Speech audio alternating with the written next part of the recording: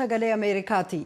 Attamoltan daawwattootaaf dhaggeeffattoota keenya televiziyoonii fi raadiyoo akkasumas feesbuukiin kallattiin katamsaasamu sagantaan afaan Oromoo Kajimaata Caamsaa 30 irra deebi'aa wixata Caamsaa 30 bara 2022 amma jalqabee jira. Qophii keenya har'aa waliin Antuu Jubee Horaati. Walitti bu'iinsa amantii Itoophiyaa keessatti uumame irratti gabaasaa ergame qabna. Waggaa muraasa dura as gara Yuunaayitid Isteetsitti godaananii yeroo ammaa dhaabbata ofii dhaabuun kan itti milkaa'an lammii Oromoo qophii keenya har'aaf dubbisnee jirra. Ka torbanitti yeroo tokko wixata dhiyaatu qophiin ispoortii Abbaa Dabareeti. Oduutu dursaa gara jaalanneetti isin dabarsa.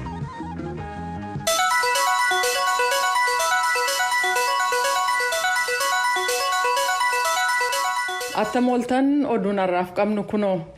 Kan Finfinnee keessatti argamu manni murtii federaalaa Gulaalaa Barruufiti jedhamu kata'e Tamasgeen Dassaaleen dhimmisaa hanga laalamutti poolisiin guyyaa 9 hidhaa keessa akka tursu ajajee jira. Abukaatoo Tamasganii fi abukaatoon kanneen biroon dhimmisaa seera haaraa miidiyaaf ba'e bara darbe raggaasifame jalatti ilaalamuu danda'a jedhu. Kunis waan seeraan nama gaafachiisuu fi seera cabsu karaa miidiyaa raawwataman kan ilaaleen haala fooyyeffame of keessaa qaba jedhu. Komishinni mirga namoomaa kan Itoophiyaa namoonni miidiyaa irra hojjetan kanneen dhiyeenya kana biyyattii keessatti hidhaman battalumatti akka gadhiifamaniif gaafatee jira. Oduu biraan gaazexeessituu Sabboontuu Ahmed har'a gadhiifamuu ishee daayirektarri televiziyoona FIB beeksisan jechuudhaan Kennedy Abaate Finfinnee irraa gabaasee jira. Bulchiisa naannoo Tigraay keessatti dhaabbati fayyaa guddichi kata'e hospitaalli riferaalaa Haayidar kaleessa galgalaa kaasee hojii dhaabuusaa beeksisee jira. Meeshaa wal'aansa fayyaa dawaalee fi boba'aa dhabuudhaan hojiisaa dhaabuun ibsameera. Wal'aansa balaa tasaa qofa kennaa jedhameera. Tigraay keessatti tajaajilli ibsaa addaan citaa akka turee fi kaleessa kaasee immoo guutummaatti cituusaan jenereetara gargaaramuuf immoo boba'aa ga'aan dhabamuutu ibsame. Kanaafis jecha gara hospitaala sanaa dhaquun hiika akka hin qabnes dubbatameera. Ammaan duras iyyannoo adda addaa hospitaalichi dhiyeeffatus furmaanni kan hin argamne ta'uu hospitaalichi Haayidar ibseera jechuudhaan Mulugeetaa Asbahaa gabaasee jira. Bulchiisa naannoo Amaaraa keessatti qonnaan bultoonni naannoo walitti bu'iinsi jiru keessa jiraatan bara darbe midhaan hin facaafatiin dabarsineeyyuu barana garuu qophiidhaa jedhanii jiran. Qonnaan bultoonni sadarkaa gidduu galeessaa fi qonnaan bultoonni daldalaaf dhiyeessan raadiyoo sagalee Ameerikaaf akka ibsanitti ituu hin facaafatiin yeroon darbe naannoo sana keessatti daafoo hordofsiisu qabaa jedhu. Waajjira qonnaa bulchiisa naannoo Amaaraaf itti gaafatamaa akka ta'an Haayilamaariyaam Kaffayaaloo raadiyoo sagalee Ameerikaaf akka ibsanitti naannoo walitti bu'iinsi ture keessatti bara 2021 keessa oomishi galfame hedduu gadi bu'aa akka ture ibsan. Mootummaan investimentii jajjabeessuun dhiyeessii xaa'oof sanyii midhaanii fooyyessinaan qonnaan immoo meeshaa ammayyaan ituu jiraate waggaa kana oomishni ni dabala jechuu isaanii Asteer Misgaanaw Baahirdaar irraa gabaastee jirti.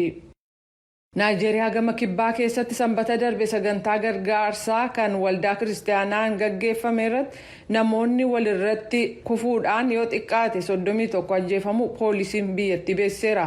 Dubbiimaan poolisii akka jedhanitti sanbata darbe ganama bakka Poort Harcourt jedhamutti kun kan uumame yoo ta'u gumii waldaa kiristaanaa warra Pheenxeqoosxee kan waggaa waggaan hiyyeessotaa fi nyaataa fi kennaa itti raabsan ture. Aangawoonni akka jedhanitti sagantaan kun ituun jalqabamin sa'aatilee dursee namoonni hedduun humnaan dhiibanii iddoo sana seenuuf yaalaa turan. Balballi dallichaa cufamee tures cabsanii seenuun ituu wal qabanii walirra ejjechuudhaan du'an jedhu dubbi himaan poolisii. Kanneen du'an keessaa harka caalaan ijoollee ta'uu poolisiin ibsee kanneen ijaan argan immoo dubartiin ulfaas warra du'an keessa jirtii jedhu. Chikoozii Ebe sanbata sana naannoo lafa rakkoon kun itti uumamee jiraachuusaa dubbata. They really planned the thing, but they made mistake. I believe they didn't involve the police. Sagantichi haala gaariin kan qophaa'ee ture garuu dogoggorri hojjetame jedhee karaa koon kanan amanu poolisii fi dhaabbattooti nageenyaa namoota sana akka to'ataniif hin ramadamne namni akka malee hedduu ture. kanneen madaanii hospitaala seenan akka jiran kan ibsame yoo ta'u garuu jiraattonni naannoo namoota madaaniif du'an kana caalaatu jira sodaa jedhu qaban. Sagantaa gargaarsa waldaa kiristaanaa gaggeeffamu kun waggaa tokko dura ega jalqabame as inni ammaa marsaa arfaffaa ture. Ammaaf waldaa kiristaanaa sun sagantaa kana kan dhaabe yoo ta'u poolisiin attamitti namoonni walirra ejjetanii lubbuun namoota 31 darbuu akka danda'e attamittis akka jalqabame qorataa jira. Qorattoonni Ugaandaa haala qilleensaa akkaan faalamaa ta'e keessatti meeshaa qulqullina qilleensaa ittiin hordofan kan gatiinsaa xiqqaa ta'e hojjetanii jiru. Faalamni qilleensaa dabalaa waan dhufeef jecha meeshaa ittiin to'atan gatii guddaa baasuudhaan Ugaandaan biyya alaatii galfataasa turte sana hambisuuf hojjannee jedhu. Uummanni miliyoona 2 kan keessa jiraatu magaalaan galma mootummaa Ugaandaa Kaampaalaan addunyaa irratti magaalaalee faalama qilleensaa guddaa qabu jedhaman keessatti argamti. Faalamni qilleensaa magaalattii keessaas isa jaarmiyaan fayyaa addunyaa bara 2021 baaseerra dachaa 7 dabalee jedhameera. Qorannaa yuunivarsiitii Makaraaree keessatti gaggeeffame kana kan hoogganan injiinar Been Mungushaa akka jedhanitti sadarkaa addunyaatti faalama qilleensaa waliin walqabatee lakkoofsa namoota du'aniitu dabalaa deemuutu meeshaa kana hojjechuuf nu kakaasee jedhu. Ugaandaa keessatti namoonni 28,000 ta'an waggaan faalama qilleensaan akka du'an qorannaan gaggeeffame hubachiisee jira. Meeshaa haaraan faalama qilleensaa ittiin hordofanii fi amma argame kun tokkoonsaa $150 kan baasu yoo ta'u Ugaandaan $30,000 galfataa turte. Kun sagalee Ameerikaa sagantaa afaan Oromooti. Yuunaayitid Isteets keessatti baatii caamsaa keessaa guyyaa wiixataa inni dhumaa guyyaa yaadannoo dhiiraaf durboota waraana biyyattii keessatti wareegamanii ta'uudhaan yaadatamaa oola. Ayyaanni yaadannoo inni baranaa har'a jechuun caamsaa 30 kan oole sadarkaa mootummaatti kabajamu yoo ta'u gabaan daldala maallaqaas cufamee jira. Pireezidaantiin Ameerikaa Joo Baayiden awwaala gootota Ameerikaa ka biyyoolessaa isa Arlington jiru irratti sirna yaadannoo gaggeeffamu irratti argamuuf jiru. Ayyaana kana sababeeffachuudhaan hiriirri magaalaa Waashintan keessatti gaggeeffamu sababa weerara vaayirasii koronaa waggaa 2 addaan citee ka ture ta'us har'a garuu akka duriitti gaggeeffamaa jedhameera. Lammiiwwan Yuunaayitid Isteets hedduun lafa awwaala gootota wareegamanii daawwachuudhaan akkasumas ilillii yookaan abaaboo awwaala sanarra kaa'uudhaan yaadatu. Guyyaa akka har'aa kanatti kanneen gurmuun ta'anii biskileeta mootaraa yookaan dogdoqqee oofuun kabajanis akkuma jiran barana garuu gadamoojilee waraanaa kanneen ofii isaanii of ajjeesan kan ilaaleen waan hojjetamuu qabu irrattis fuulleeffatan. Maatii hedduunis guyyaa kanatti bakka dirree bashannanaa irratti akka maatiitti walitti qabamuudhaan baatii bonaa seenu simataa jiru. Pireezidaantiin Ameerikaa Joo Baayidanii fi haati warraa isaanii Jiil Baayiden dilbata kaleessaa Teeksaas keessatti maatiiwwan ijoollee mana barumsaa keessatti jala ajjeefamaniif gadda keessa jiran daawwachuudhaan namoota dursanii birmatan wajjininis wal arganii jiru.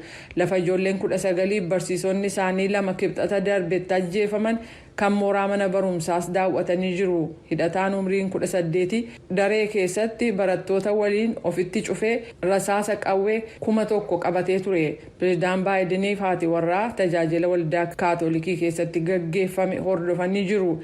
Gadda guddaa magaalattii kutaa Teeksaas mudate kana keessatti walii isaanii wal jajjabeessaa turan hedduun isaanii immoo Pireezidaant Baayidanii fi koongirasarraa waan abdiin eegan raadiyoo sagalee Ameerikaaf ibsaniiru. Jiraattota keessaa tokko ka ta'e Joorji akka jedhutti. Maybe some gun control, maybe some definitely mental health. I mean, it's hard to tell. I mean, I'm an avid gun owner myself. Tarii seera meeshaa waraanaa to'atu ta'uu mala. Dhugumatti sagantaa dhibee sammuu ittiin to'atan waan ilaalamuu qabudha. Rakkisaadha. Aniyyuu qawwee qaba. Uggura hanga tokko itti dabaluuf yeroo isaa natti fakkaata waan kun jijjiiramuu qabaa jedha namni biraa ofiisaayyuu akka qawwee qabu dubbatu.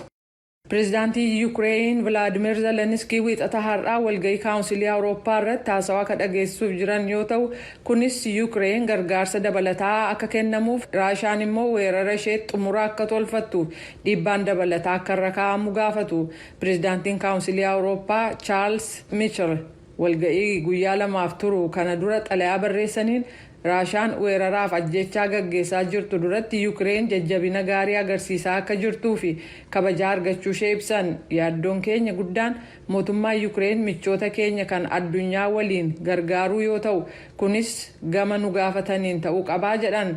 kana malees yuukireen haala qindoomina addunyaa qabuun attamitti deebisanii ijaaruun akka danda'amu mari'annaa jedhan. ministeerri haajaa alaa raashaa sergee laavroof televiziyoona faransaayif dilbata kaleessaa akka ibsanitti garuu haal duree tokko malee ilaalcha kan itti kenninu kutaa doonetskii fi luhaanisk bilisoomsuudha jedhaniiru. oduun keenya kanuma.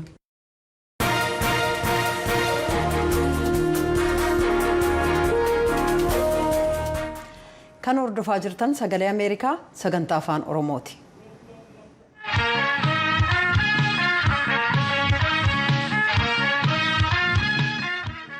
haleellaa tuutaan baatee eebilaa kaaba Itoophiyaa keessatti raawwatame yoo xiqqaate musliimonni 30 du'anii 100 madaa'uuf sababaa ta'e haleellaan haaloo ba'iinsaa kiristaanota irratti akka geggeeffamu taasisee jira. ragaawwaniif hoogganoonni hawaasaa waan jeequmsa kanaaf sababaa ta'e jedhanii amanan irratti VOA waliin marii geggeessaniiru. gabaasaa Henry Wilkins namoo dhiyeessa. magaalaan Gondar haleellaa tuutaan baatee eebilaa keessa awwaalcha hayyuu musliimaa tokko irratti geggeessameef lubbuu hedduu galaafateen rakkoo uumameen gatantaraa jirti. Itoophiyaa keessatti naannoo kanaaf bakkawwan birootti walitti bu'iinsawwan bifa amantii qaban kan isa yaaddesse ta'uu dubbata tokkummaan mootummootaa. biyyattii silumaa marsaa wal waraansaa siivilii keessa jirtu irratti hookkarra amantii dabalamee rakkoo ishee daran hammeessuu malaa jedhu xiinxaltoonni. It was here at the Saturday market in Gondar where the violence happened. We've heard that as few as Kunoo as gabaa sanbataa kan magaalaa Gondar keessatti kan hookkarri sun raawwatame. Yoo xiqqaate namoonni 8 ajjeesamuu nutti himan. Kaan immoo aga namoota 60 gahaa jedhu. Namoonni garii musliimota qofatu ajjeesame jedhu kaan immoo kiristaanonni ajjeesamanis keessa jiru jedhan jedha gabaasaan VOA bakka sanarraa gabaasaa kana erge Henry Wilkins. Haleellaan sun tarkaanfii haaloo ba'iinsaaf mormiilee Finfinneetti dabalatee naannolee biyyattii biroo keessatti kakaase. Mormii Finfinnee keessatti kaka'een manneen walakkeessa magaalattiitti argamanirra miidhaan ga'ee jira. Aangawoonni Gondar gabaasaalee walabarra jabuufatanii jiru. Itiyoo Telekoom immoo tajaajila intarneetii biyyattii keessaa daangessee jira. Ta'us VOA'n namoota ijaan arganitti dubbachuu danda'eera. ለቀብር ድንጋይ አንስተዋል እዛ አካባቢ ያ ደግሞ እዛ At the end of the funeral ceremony, Muslim youths took heavy stones from a nearby churchyard to encircle the grave. sirna awwaalchaa irratti dargaggoonni musliimaa dagalee gurguddaa mooraa waldaa kiristaanaa ollaa sana jiru keessaa guurratanii awwaalchittatti marsan. yeroo sanatti ture kan dargaggoonni gamlameenuu wallaluu jalqaban. jeeqama guddaa ture jedha namni guyyaa sana ijaan arge. Namoonni ragaa ba'an kabroon immoo haleellaan sun kan itti yaadamee geggeessame musliimota xiyyeeffachuudhaan kan guyyoota hedduu guyyaa sana dura turan keessa karoorfame ture jedhu. Koomishinni mirga namoomaa olaanaan kan tokkummaa mootummootaa akka aangawoonni mootummaa wanna bakka sanatti raawwatame qoratan kan gaafate yoo ta'u poolisiin gama isaatiin qorannaa jalqabuusaa dubbata. Tokkummaa mootummootaa kan qeeqan hoogganaan hawaasaa Gondar Yoosef Dastaa immoo hookkarri sun dhimma addaati. Hariiroo kiristaanotaaf musliimotaa waliin kan hidhata qabu miti. Hariiroon kiristaanotaaf musliimotaa magaalaa kana keessaa gaariidha jedhan. Akka jecha isaaniitti hookkarichi gurmuree riphxee loltootaa dabalatee kanneen ajandaa siyaasaa qaban aga tokkoon belbelsame. የሃይማኖት ግጭት አይደለም ብለን ነው የምናምነው. As the Ethiopian Orthodox Church, we believe that the conflict has literally been imported from somewhere else, using religion as a coverage. Akka waldaa Ortodoksii Itoophiyaatti walitti bu'iinsi sun maqaa amantiitiin haguugamee kan naannoo biraati kan gara kanatti fidamedha. Qaamota naannoo sanaan ala keessumaa kanneen dantaa siyaasaa qabantu walitti bu'iinsa sana dudduubaan jira jedhu. Akka waldaa Ortodoksii Itoophiyaatti walitti bu'iinsi sun maqaa amantiitiin haguugamee kan naannoo biraatii gara sanatti fidame. Qaamota naannoo sanaatii ala keessumaa kanneen dantaa siyaasaa qabantu walitti bu'iinsa sana dudduuba jiraa jedhu. Hoogganaan hawaasa musliimaa Mollaa Ibree garuu hookkarichi waggoota hedduudhaaf kalafa jala qopheessamaa ture ta'uu dubbatu.